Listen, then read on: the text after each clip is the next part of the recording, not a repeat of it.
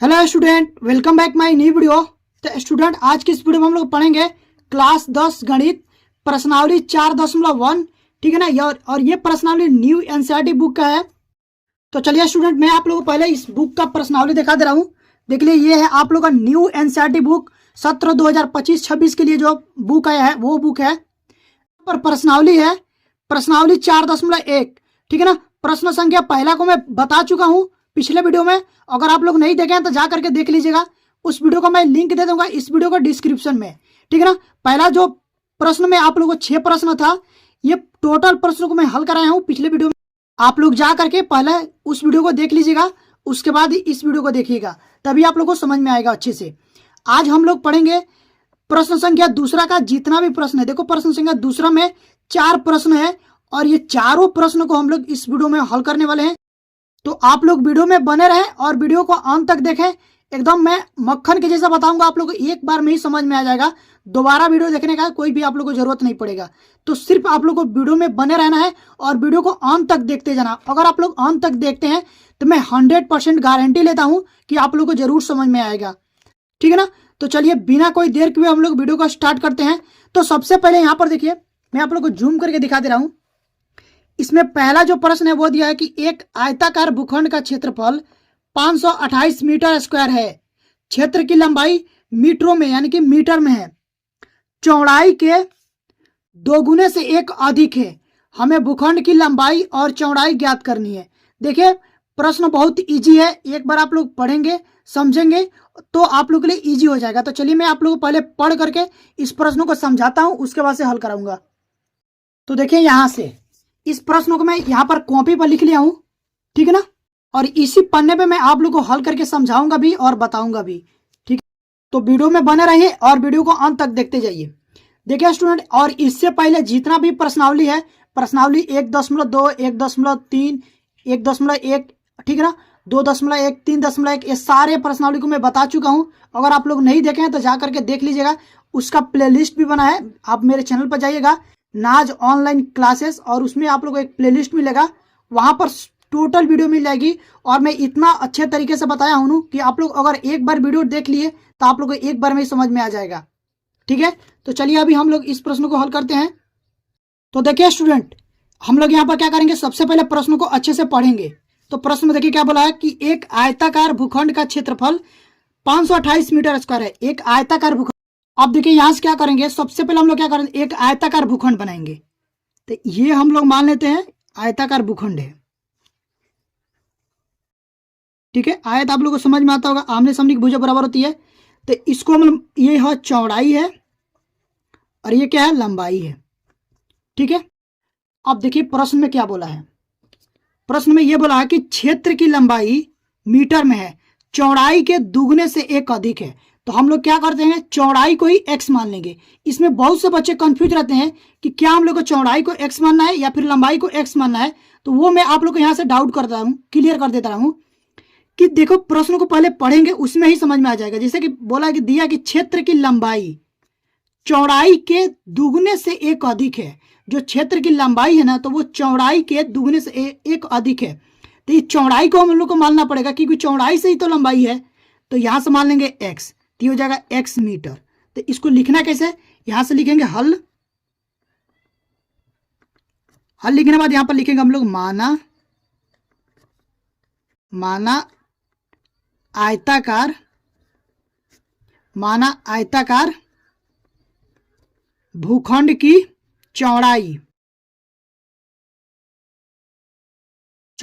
X metre है। ठीक है। जब चौड़ाई एक्स मीटर है तो लंबाई क्या हो जाएगा, तो इसकी जो लंबाई होगी वो कितना हो जाएगी। देखो, ये जो लंबाई है चौड़ाई के दुगने से एक अधिक है। तो यहां पर मान लो चौड़ाई एक्स है, इसके दुगने से एक अधिक है। ठीक है ना, समझ गए ना। तो ये जो आप लोग को लंबाई होगा ये हो जाएगा 2x+1। अब लिखेंगे यहां पर, देखो प्रश्नानुसार,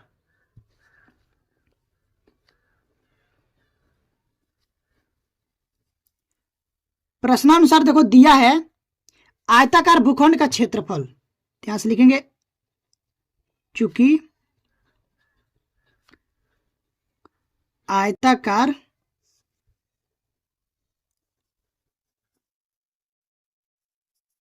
भूखंड का क्षेत्रफल बराबर क्या हो जाएगा, आयताकार भूखंड का क्षेत्रफल, क्षेत्रफल बराबर होता है लंबाई गुणे चौड़ाई, लंबाई गुणे चौड़ाई। अब देखिए यहां पर लंबाई कितना है, लंबाई आप लोग को 2x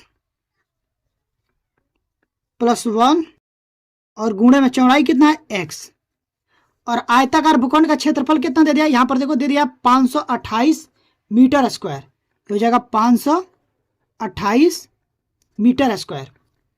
अब ये इस जो यूनिट है उसको हम लोग बाद में लिखेंगे, अभी मैं आप लोग को लिखा हूं लेकिन अब लिखना नहीं है, बाद में लिखना है। तो यहाँ से इसको गुणा करेंगे तो हो जाएगा 2x² + x बराबर 528। ठीक है, देखिए यहां पर क्या होगा, इसको इधर लाएंगे तो ये हो जाएगा 2x² प्लस में x और माइनस में 528 = 0। अब देखिए ये एक समीकरण बन गया।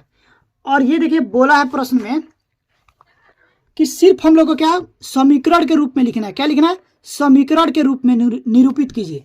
देख लीजिए दूसरा नंबर जो प्रश्न है वो दिया कि निम्न स्थितियों को द्विघात समीकरणों के रूप में निरूपित कीजिए। तो सिर्फ समीकरण के रूप में निरूपित करना है, तो हम लोग यहाँ पर समीकरण के रूप में निरूपित कर दिए। ठीक है ना, तो बस इतना ही आप लोगों को करना है, इसको हल नहीं करना, इसको हम लोग अगले चैप्टर में अगले प्रश्नावली में हल करेंगे। ठीक है, उसमें दिया इसका हल निकालने का, तो हम लोग उसको अगले प्रश्नावली में हल करेंगे। पहले तो हम लोग इसको समीकरण बनाते हैं, ठीक है ना, जैसा प्रश्न में बोला गया है। अब हम चलेंगे अगले वाले प्रश्न पर। यहाँ पर देखिए दूसरा जो प्रश्न दिया है वो क्या दिया है, ये जो प्रश्न है दूसरा का दूसरा, वो दिया कि दो क्रमागत धनात्मक पूर्णांकों का गुणनफल 306 है, हमें पूर्णांकों को ज्ञात करना है। तो सबसे पहले हम लोग सीखेंगे कि क्रमागत क्या होता है। देखो क्रमागत का मतलब होता है कि जैसे कि मान लीजिए ये 3 के बाद क्या आ गया, 4 आया, 3 के बाद क्या आता है 4 आया, कैसे, हम लोग 3 में 1 जोड़े तभी तो 4 आया। जैसे कि मान लीजिए कि यहाँ पर 2 है, 2 के बाद क्या आएगा, 2 के बाद आएगा 3, 2 के बाद 3 आएगा ना। तो 3 आया कैसे, जब हम लोग 2 में 1 जोड़े तो आया 3। तो क्रमागत का मतलब यही होता है कि क्रम से। ठीक है ना, इतना समझ गए ना। अब देखिए प्रश्न में बोला कि दो क्रमागत धनात्मक पूर्णांकों का गुणनफल 306 है, हमें पूर्णांकों को ज्ञात करना है। तो देखिए सबसे पहले क्या लिखेंगे, यहां पर लिखेंगे हल, और यहां पर लिखेंगे माना पहला क्रमागत धनात्मक पूर्णांक, क्रमागत धनात्मक पूर्णांक, इसको मान लेंगे x। जब ये x हो गया तो दूसरा क्या आएगा, x + 1 आएगा। क्रमागत का मतलब होता है 1 2 लगातार, मतलब क्रमागत का मतलब क्या होगा, लगातार। जैसे कि यहाँ पर 2 है तो 2 के बाद क्या आएगा 3, कैसा है, 1 जोड़े तो भी 3 आया। तो फिर हम लोग क्या करेंगे, दूसरा जो क्रमागत होगा तो यहां से लिखेंगे तथा दूसरा क्रमागत धनात्मक पूर्णांक।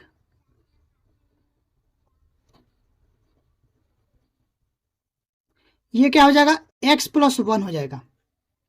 ठीक है ना, इतना समझ गए। अब उसके बाद यहां पर लिखेंगे प्रश्नानुसार।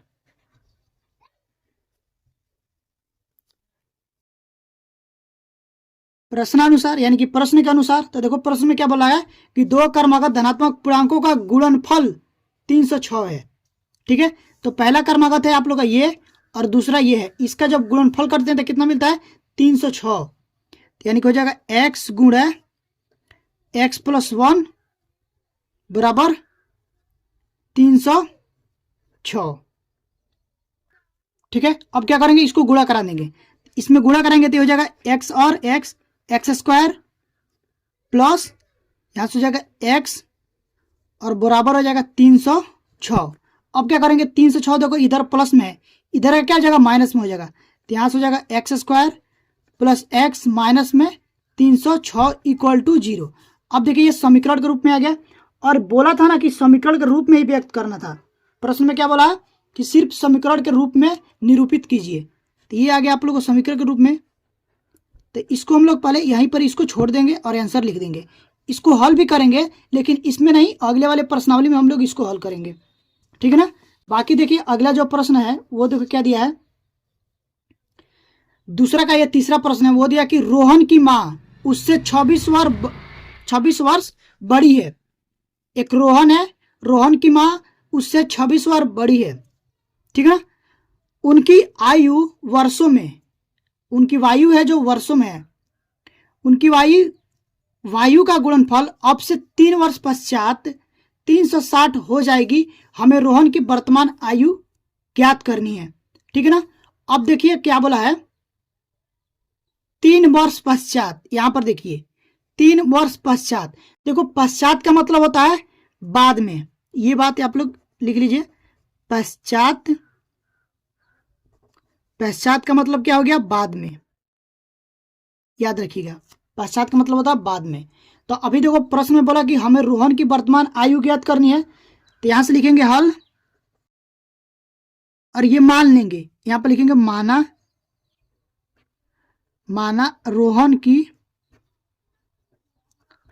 रोहन की वर्तमान आयु,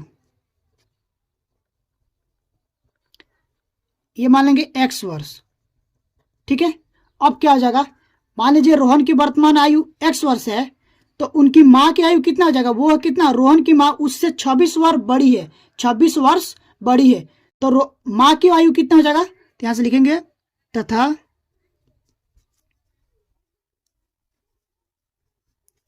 रोहन की माँ का वर्तमान आयु, रोहन की माँ की वर्तमान आयु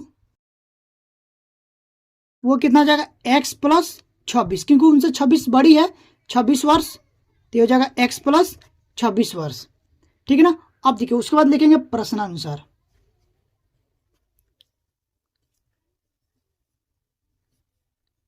प्रश्नानुसार तो देखिए प्रश्न में क्या बोला है, प्रश्न में ये बोला है कि उनकी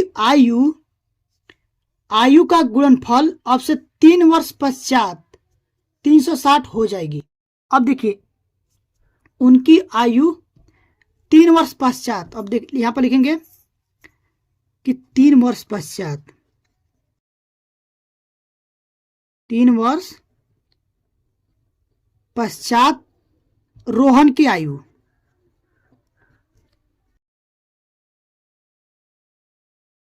रोहन की आयु, अभी देखो वर्तमान में x वर्ष है, तो 3 साल बाद कितना हो जाएगा, जाहिर सी बात है कि 3 साल बाद वो 3 साल का हो जाएगा, 3 साल अधिक हो जाएगा, तो यहां से हो जाएगा x, अभी मान लेते x वर्ष है, 3 साल बाद 3 जोड़ देंगे तो x प्लस 3 वर्ष हो जाएगा। उसी प्रकार उनकी माँ की जो आयु है, माँ की आयु कितना हो जाएगा, अभी वो कितनी है, x प्लस 26 वर्ष है, उसमें फिर हम लोग 3 वर्ष जोड़ देंगे, तो ये कितना हो जाएगा, x प्लस 29 वर्ष। माँ की जो वायु होगा 3 वर्ष बाद वो हो जाएगा x प्लस 29 वर्ष। अब यहां पर लिखेंगे हम लोग, ठीक है ना, ये हो गया।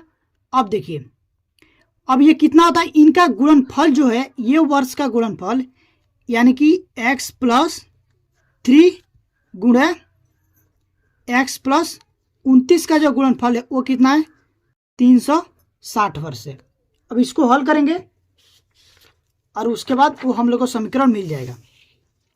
तो यहां पर देखिए पहले लिखेंगे यहां पर x, ये हो जाएगा x प्लस 29, फिर लिखेंगे 3 x प्लस 29, ये गुणा करने का रूल होता है। उसके बाद लिखेंगे 360। अब देखिए x में x से गुणा करेंगे तो ये हो जाएगा x का स्क्वायर, प्लस फिर x में 29 से करेंगे तो हो जाएगा 29x, फिर अब 3 से x में करेंगे तो हो जाएगा 3x, प्लस अब यहाँ पर 3 में 29 करेंगे तो 9 3 27 के साथ हाथ में बचा 2, उसके बाद आया 9 दूना 3 दूना 6, 6 बार 2 तो 8, यहाँ से हो जाएगा 87 इक्वल टू 360। इतना समझ गए। अब देखिए यहाँ पर है x square plus 29x plus 3x plus 87 equal to 360। अब देखिए क्या करेंगे, यहाँ पर लिखेंगे एक्स स्क्वायर, 29 और 3 कितना हो जाएगा, 29 और 3 32, ये हो जाएगा प्लस में 32x प्लस 87 और ये 360 इधर प्लस में है बराबर के इस साइड आएगा तो माइनस में हो जाएगा, तो हो जाएगा माइनस में 360 इक्वल टू 0। अब क्या करेंगे, इसको घटा लेंगे। अब देखिए 360 में 87 को घटाते हैं, यहाँ से लिखेंगे 360 और यहाँ से लिखेंगे 87। अब देखो यहाँ पर 0 है तो इसमें से हासिल लेंगे तो ये 10 हो जाएगा, 10 में से 7 गया 3, यहाँ से कितना बचा है 5 बचा है, ठीक है। तो इसमें से फिर हासिल लेंगे तो ये हो जाएगा 15, 15 में 60 गया 7 और यहाँ से बचा 2, ये हो जाएगा 273। कितना हो गया 273। तो यहाँ से हो जाएगा x square plus 32x minus 273 equal to 0। अब देखो यहाँ पर माइनस में क्यों लिखा हूँ, क्योंकि हम लोग इसमें से घटा रहे हैं, इसमें से घटा रहे हैं ना, इसलिए इसके आगे की चिन्ह किना, इसके आगे जो चिन्ह है वो माइनस में, तो यहाँ पर भी माइनस में होगा। तो इतना समझ गए। तो देखिए यही हम लोग को समीकरण के रूप में निरूपित करना था, तो जो कि हम लोग यहाँ पर समीकरण के रूप में निरूपित कर दिए हैं। देखिए इसको भी हल करेंगे लेकिन अगले वाले प्रश्नावली में, अभी इस प्रश्नावली में सिर्फ समीकरण बनाने के लिए बोला है, ठीक है ना, तो सिर्फ हम लोग इसलिए समीकरण बना रहे हैं। अभी जाएंगे प्रश्नावली 4.2 में, तो इसको हल भी करना होगा और ये यहाँ पर x का मान भी ज्ञात करना होगा, लेकिन अभी नहीं, अभी सिर्फ बोला समीकरण ज्ञात करने के लिए, इसलिए समीकरण ही ज्ञात करते हैं। अब चलेंगे अगले वाले प्रश्न पर। एक रेलगाड़ी 480 किलोमीटर की दूरी समान चाल से तय करती है, यदि इसकी चाल 8 किलोमीटर पर घंटा कम होती तो वह उसी दूरी को तय करने में 3 घंटे अधिक लेती है, हमें रेलगाड़ी की चाल ज्ञात करनी है। तो सबसे पहले देखो ये प्रश्न को हम लोग अच्छे से पढ़ेंगे। प्रश्न इजी है लेकिन बहुत से बच्चे इसमें कंफ्यूज होते हैं, तो आप लोगों को कंफ्यूज बिल्कुल नहीं होना है, लेकिन इसको स्टेप बाय स्टेप पढ़ना है और उसको पहले समझना है। तो चलिए मैं पहले आप लोगों को प्रश्न को अच्छे से समझा दे रहा हूँ और उसके बाद इसको हल करेंगे। तो देखिए प्रश्न बोला कि एक रेलगाड़ी है, देखो जैसे कि मान लीजिए ये रेलगाड़ी है,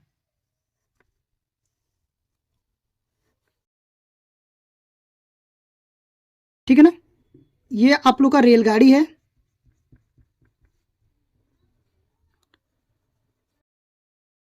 ये रेलगाड़ी है एक समान चाल से चल रही है, ठीक है, और यहां से लेकर के यहां तक ये आई, जिसकी दूरी है 480 किलोमीटर, एक समान चाल से चल रही है। तो देखो प्रश्न में यही बोला कि एक रेलगाड़ी 480 किलोमीटर की दूरी समान चाल से तय करती है। उसके बाद बोला यदि इसकी चाल 8 किलोमीटर पर घंटा कम होती तो वह इसी दूरी को ये 480 किलोमीटर जो है ना, इसी दूरी को तय करने में 3 घंटा अधिक ले लेती है, ठीक है ना। जब इसकी जो चाल है उसको कम किया जाता है तो ये 3 घंटा अधिक समय ले लेती है, प्रश्न में ये बोला है। और उसके बाद बोला हमें रेलगाड़ी की चाल ज्ञात करनी है, तो बोला रेलगाड़ी की चाल ज्ञात करना है, तो वो चीज हम लोग मान लेंगे। देखो यहां पर लिखेंगे हल लिखने के बाद हम लोग क्या लिखेंगे, माना रेलगाड़ी की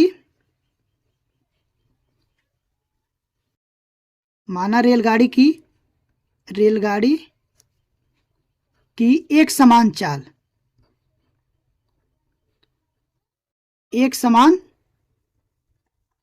चाल बराबर x, ठीक है, x किलोमीटर पर हर मतलब पर घंटा, ठीक है ना, इतना समझ गया ना। उसके बाद देखिए आप लोगों को पता होगा एक फॉर्मूला आता है समय बराबर दूरी बटा चाल, ठीक है ना। अब देखिए उसके बाद यहां पर हम पहले चलेंगे प्रथम शर्त में क्या बोला है, यहां से लिखेंगे प्रथम शर्तानुसार,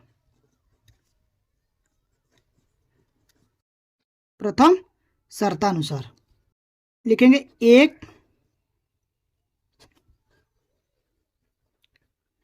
एक समान चाल से तय करने में लगा समय, क्या तय करने में लगा समय, तय करने में लगा समय। तो देखो तय करने में लगा समय बराबर क्या होता है, तो समय को हम लोग पहले t1 मान लेते हैं, ये हो जाएगा आप लोग का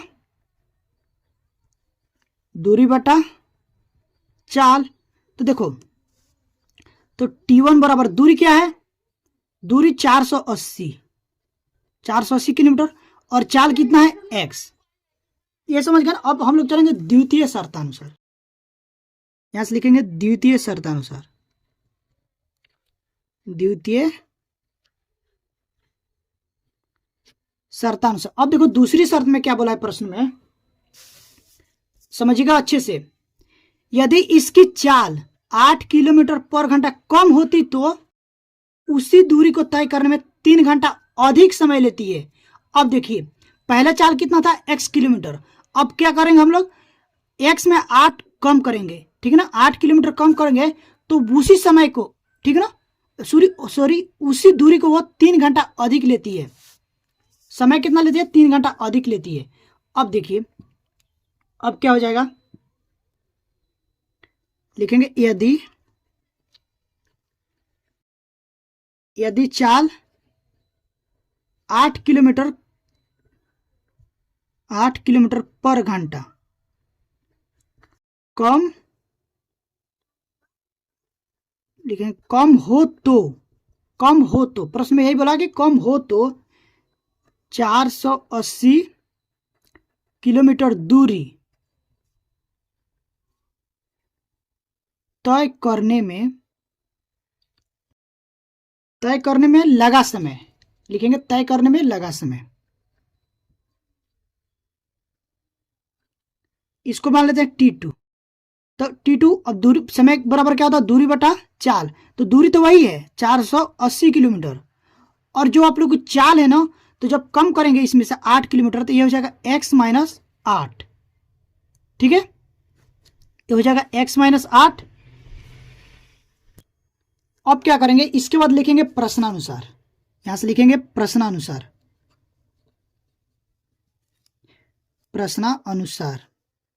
ठीक है ना। अब देखो प्रश्न में यही बोला था कि यहां से हम लोग पढ़ेंगे, यदि इसकी चाल 8 किलोमीटर कम होती तो वह उसी दूरी को तय करने में कितना लेती है, 3 घंटा अधिक समय लेती है, ठीक है ना, 3 घंटा अधिक समय लेती है। एक मिनट इसको अच्छे से समझिएगा, ये जो समय है आप लोग को T1, ठीक है ना, T1, और ये जो समय है T2, जो T2 है ना वो T1 से 3 घंटा अधिक समय लेती है। तो अब हम लोग क्या करेंगे, T2 माइनस T1 कर देंगे, यहां से लिखेंगे प्रश्नानुसार T2 माइनस T1 बराबर आप लोग हो जाएगा 3, क्योंकि 3 घंटा अधिक समय लगता है तो इसका जो अंतर है वो 3 घंटा अधिक है, 3 घंटा है, तो यहां से लिख देंगे T। अब देखो T2 क्या है, T2 है 480 बटा x माइनस 8, माइनस में हो जाएगा 480x बराबर 3। अब देखिए इसको लॉसअप पर ले लेंगे तो यहां से हो जाएगा x माइनस 8। अब यहां से तो x माइनस 8 कट गया, सिर्फ बचा है x, तो हो जाएगा 480x माइनस में यहां पर x कटा, तो ये क्या है 480x माइनस 8 बराबर 3, ठीक है। अब क्या होगा, यहां पर देखिए हो जाएगा 480 माइनस 480 और x में गुणा करेंगे तो हो जाएगा 480 x माइनस, अब देखो इसमें गुणा करेंगे तो ये हो जाएगा 800, 8 बटे 64 का 4, हाथ में बचा 6, 8 चौको 32, 32 और 6 38, यहां से हो जाएगा 38, तो 38 और 40 हो जाएगा, और बटे में यहां से हो जाएगा एक्स स्क्वायर माइनस 8x, गुणा करा लेंगे बराबर हो जाएगा यहाँ पर 3, यहाँ पर कुछ नहीं तो 1 लिखेंगे, इसको तिरछा तिरछी गुणा करा दीजिए। तो चलिए इसके तिरछा तिरछी पहले गुणा करा लेते हैं, तो यहां से 1 में गुणा कराएंगे तो 1 ही हो जाएगा, ठीक है ना, तो ये हो जाएगा। पहले इसको काट लेते हैं, यहां पर देखो ये 480x प्लस में और माइनस में 480x है, तो ये कट जाएगा, यहीं पर कट जाएगा ना। तो अब इसमें जब गुणा करेंगे तो ये हो जाएगा माइनस में 3840 बराबर यहां से हो जाएगा 3x स्क्वायर माइनस में 8 3 की 24x, ठीक है। अब देखिए इसको क्या करेंगे हम लोग, उस साइड ले जाएंगे, इसको उस साइड ले जाएंगे तो यहां से हो जाएगा 3x स्क्वायर माइनस 24x और ये प्लस में हो जाएगा 3840 इक्वल टू 0। इसमें से 3 कॉमन ले लेते हैं तो यहाँ से हो जाएगा x स्क्वायर 8 3 की 24, तो हो जाएगा 8x, ये 8x है, ठीक ना, 8x प्लस इसमें 3 से जब भाग लगाएं तो ये हो जाएगा 3 एकम 3 और 3 दूना 6, 2 बचा, ये उतर गया तो ये हो गया आप लोग का 24। तो 8 तरीके हो जाएगा 24 और 0 के 0 यहाँ पर, तो 1280 हो गया इक्वल टू 0। अब देखिए क्या करेंगे, यहाँ पर ये जो 3 गुणे में है ना, यहाँ पर लाग देंगे, भगे में कर देंगे इसको, तो हो जाएगा x² minus 8x plus 1280 equal to 0/3, ये हो जाएगा 0। तो ये फाइनल आप लोगों को जो समीकरण मिलेगा वो मिलेगा x² माइनस में 8x प्लस 1238 इक्वल टू 0, और ये हम लोग को समीकरण के रूप में निरूपित कर दिए, तो यहाँ पर हो जाएगा आंसर। ठीक है, तो उम्मीद करता हूँ कि इतना आप लोगों को जरूर समझ में आया होगा। अगर आप लोगों को ये सारे प्रश्न समझ में आ गए हैं तो प्लीज़ वीडियो को लाइक करिएगा। चैनल पर पहली बार आए हैं तो चैनल को सब्सक्राइब करके बेल आइकन को प्रेस कर दीजिएगा, ताकि जो भी वीडियो डालूं उसका नोटिफिकेशन तुरंत पहुंचे और आप लोग की अच्छे से तैयारी हो पाए। और एक चीज़ मैं और बता देना आप लोगों को, क्लास 10, ठीक है ना, UP board, class 10 UP board का ऑल सब्जेक्ट की तैयारी इस चैनल पर कराई जा रही है। पिछले साल भी अच्छे से कराई गई थी, और इस साल आप लोग को 2026 में जो बच्चे बोर्ड एग्जाम देने वाले हैं, तो इस चैनल के साथ जुड़ जाइए और अच्छे से अपना पढ़ाई करिए और अच्छा स्कोर करिए बोर्ड एग्जाम में। ठीक है, तो अभी के लिए बस इतना ही, मिलते हैं इसी तरह की नेक्स्ट वीडियो में, तब तक के लिए थैंक यू फॉर वॉचिंग।